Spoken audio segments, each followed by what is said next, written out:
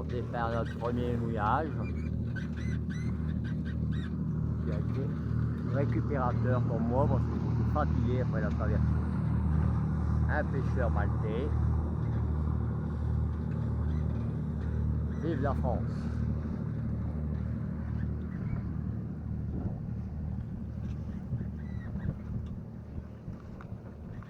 Et là, on va se diriger vers la Valette.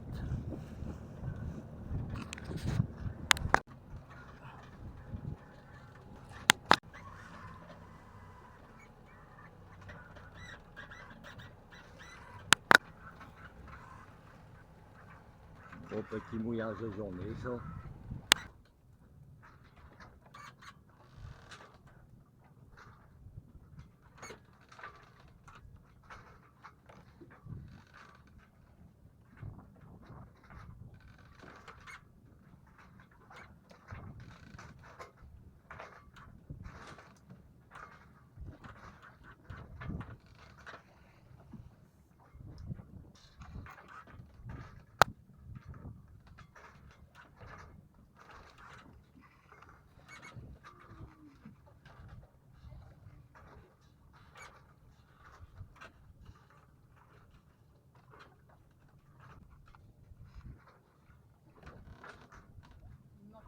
Pour mettre j'y arrive pas.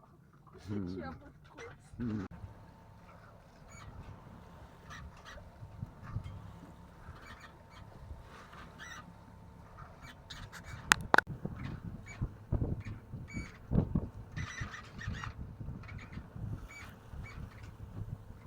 Du blanc, du noir.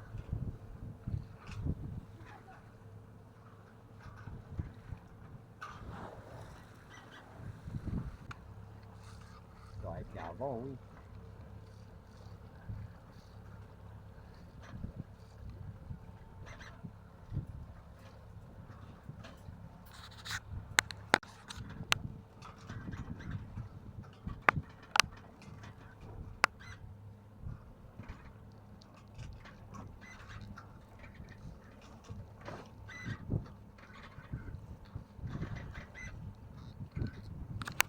Et il va encore monter à mon avis. Il semblerait que Malte est encore en expansion, avec des constructions, des grues un peu partout.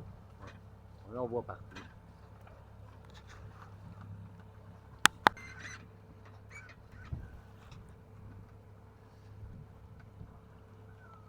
Je pense qu'on commence à entrer dans la banlieue de Valette. Bon, c'est décidé, jamais je n'habiterai aucune capitale. Bon, là on arrive dans la marina de la Valette, qui, soi-disant, serait la plus belle marina de Méditerranée.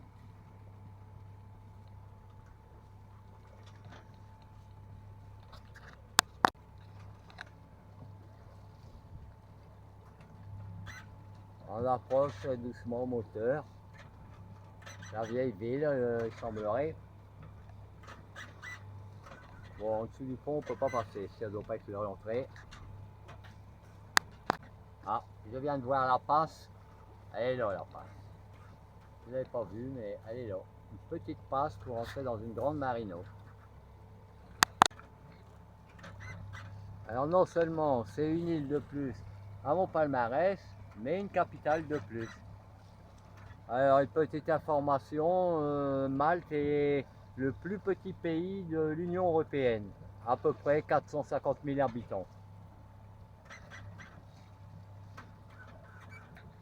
Je vous en dirai plus sur l'historique plus tard, à savoir que l'État est indépendant depuis que les Anglais sont partis.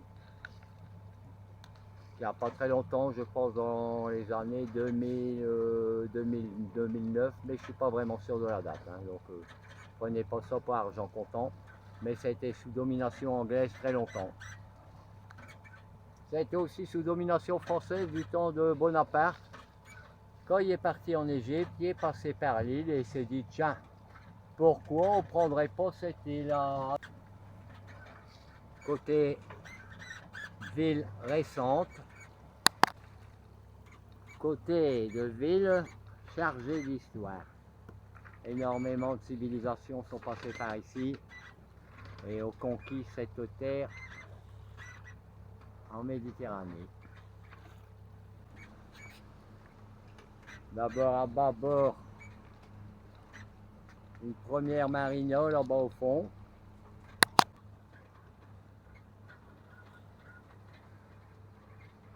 Alors à tribord là, une première entrée de grande marina.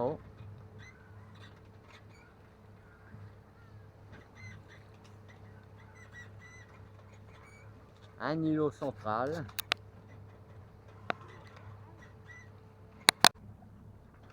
Ah, c'est magique, hein. À bâbord, la vieille ville et l'entrée vers diverses autres marinos. La nôtre sera celle qui se sera le plus à bâbord et au fond. Donc on va se trouver assez loin de la vieille ville.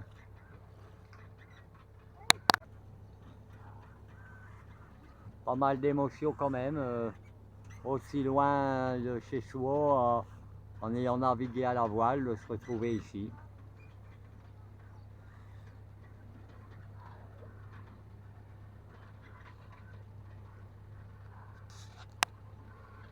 Ça n'a rien à voir quand on descend d'un avion dans un aéroport et qu'on y va en taxi. C'est vraiment génial.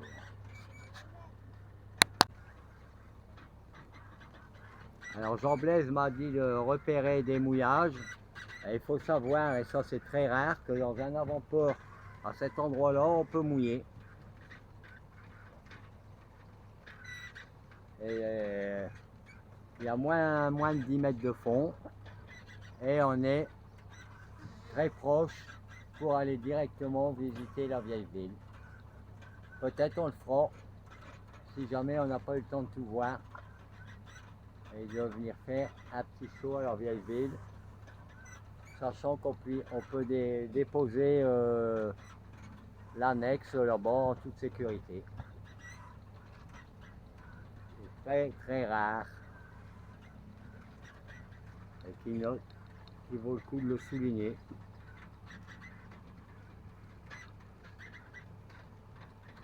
On s'en lasse pas. On ne s'en lasse pas.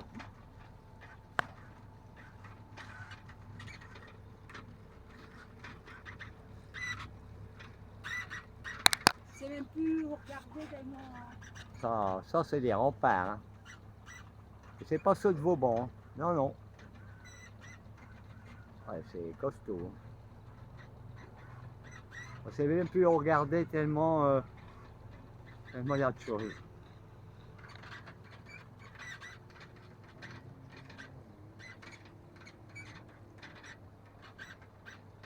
À tribord, une nouvelle marina, gigantesque.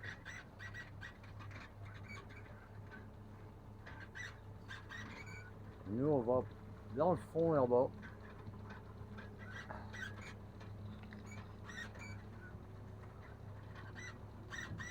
Un prix raisonnable pour une capitale, 60 € la nuit, eau, électricité. Ce qui sera plus compliqué, c'est de trouver du gasoil oui, c'est un camion qui doit venir pour remplir. On verra ça et je vous expliquerai plus tard.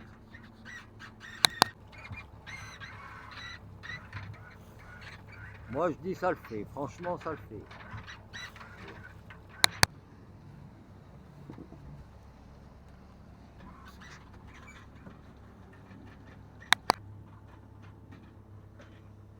Mélange de remparts,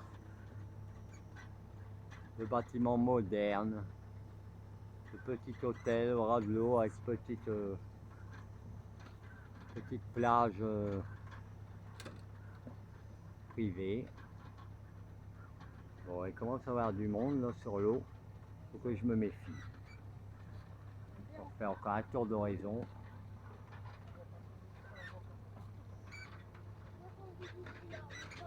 Après Londres, Amsterdam.